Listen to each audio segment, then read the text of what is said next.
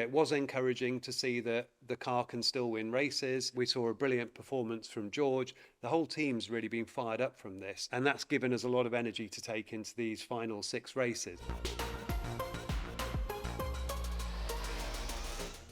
Hello and welcome to the Akkodis Race Debrief. My name's Lee and I'm joined today by Shov. Shov, my very first time doing this and I get to wear the winner's tee. So congratulations on a really strong weekend. Team debrief was yesterday. How's everyone feeling? Well, really buoyant. It's great to win a race. It was a particularly good day for the team in Brixworth because not only was it a Mercedes race win, it was also another Mercedes-powered Constructors' Championship for them. So yeah, everyone's feeling great about it. We've struggled in hotter conditions, so where did the pace come from this weekend? Well, we've been doing a lot of work on looking after the rear tyres, particularly at those tracks where they get a very punishing time. And Singapore, the air's very hot there. There's also an awful lot of traction. So that was a circuit that if you looked at last year, 2024, we did struggle in the race. But as I said, it's nice to see the benefit of some of that work that's been going on here at the factory over the course of the development of this car, and hopefully we're seeing a progressive trend where when the sun's shining and it's very hot, or you get these circuits where there's a lot of traction, will start to be competitive. There was a new front wing that I think that was helping as well, but any other specific cooling additions that we'd made to the car to help mitigate those difficult circumstances? Well, the front wing was just a small adjustment to help us land the balance in the right place. But as I said, we've been trying to work on how the car's actually handling so that the drivers aren't having to use the throttle as they come out of corners to continue turning the car. It's now wanting to turn itself a lot better, which that definitely helps. And then also just trying to insulate the tyres from the heat in the brake drum, trying to get some element of cooling around them.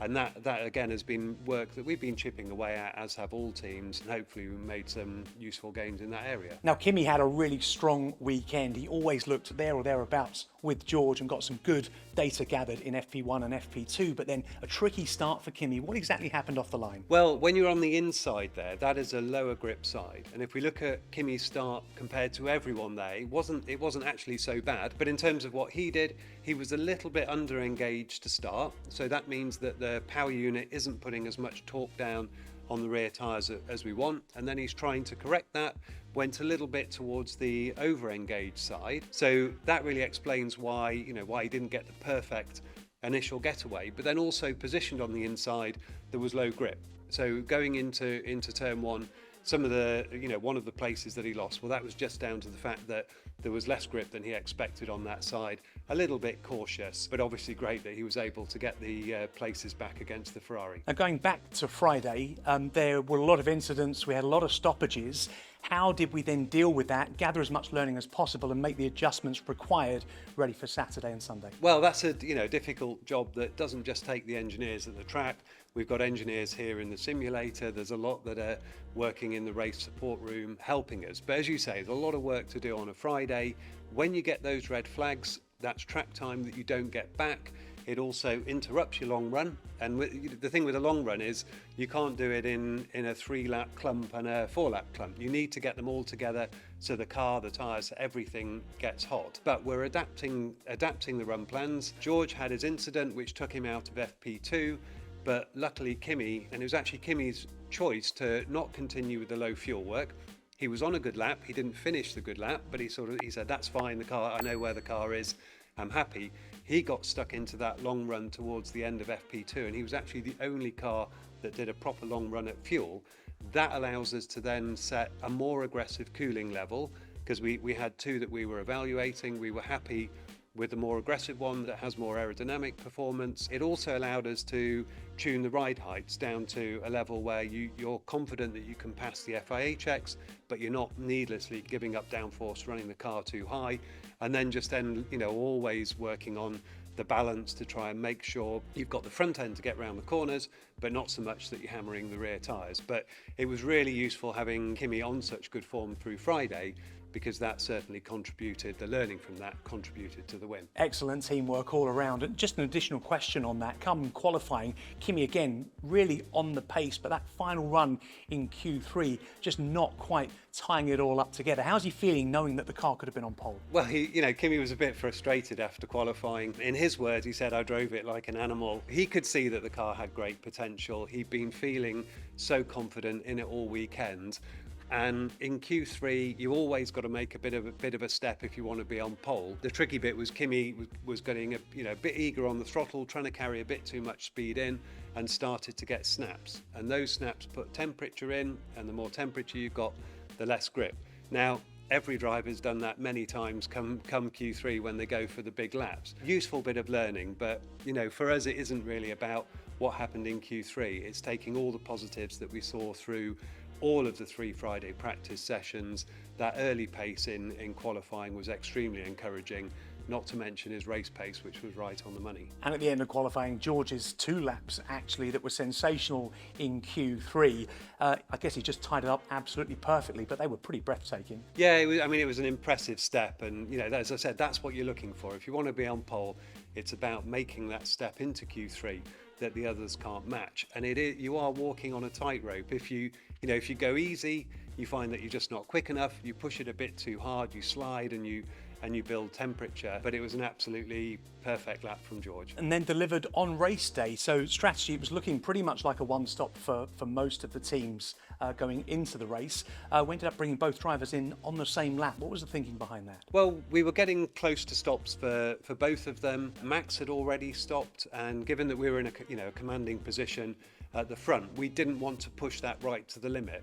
Now, we did a brilliant pit stop as it happens, but we'd actually left a bit of margin there just in case anything had gone wrong. So that defined George's stop lap. Now, because Kimi'd lost so much time stuck behind the Ferraris, George was actually going to drop just behind Kimi. And what we didn't want was then George either attacking Kimi on fresh rubber because they'd have both lost time, or as having to invert the cars on track, because even that will cost race time for Kimi. Now, we were probably 2 laps or so away from stopping Kimi anyway, maybe 3. Given that they were 20 seconds apart, that was why we decided to do them on the same lap, confident that the pit crew can handle these stacked stops. So the real question now is, can we carry this performance through to the next races? We've got Austin, Mexico, Brazil, just the next 3 coming up, all slightly different characteristics, some altitude to play with.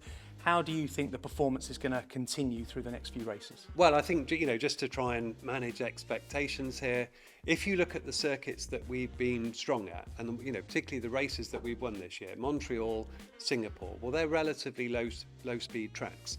And there's no doubt that this car is working well at that slow speed corner region where we seem to have very good grip. The drivers have got very good confidence on the big braking zones. What we haven't had so much of in those tracks is the high speed cornering content.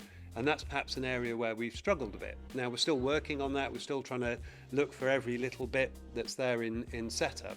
But that's certainly something that's coming. If you look at a track like Austin, it's got a very, very fast sector 1. So we need to make sure we can perform in that area. It was encouraging to see that the car can still win races. We saw a brilliant performance from George. The whole team's really been fired up from this. And that's given us a lot of energy to take into these final 6 races. So, as you say, very, very different circuits. We're going to have to do a lot to adapt the car, but we're definitely not going to give up the fight. Did you get a chance to celebrate on the Sunday night? Because we saw that on Sunday morning, George had quite an impressive spread that he was celebrating with the next day, probably putting on a little bit of weight that he'd lost in what was a very hot race as well. But yeah, any celebrations for the team? Well, we managed to get out for some dinner, but then we had a very early flight. So it was a quick turnaround for us back into work, focusing on the next races, but then obviously great to come back and share the moment with the rest of the factory. As for George, well, he definitely deserved a nice meal at the end of that day. It's an absolutely punishing race there. It's so hot, so humid in the car,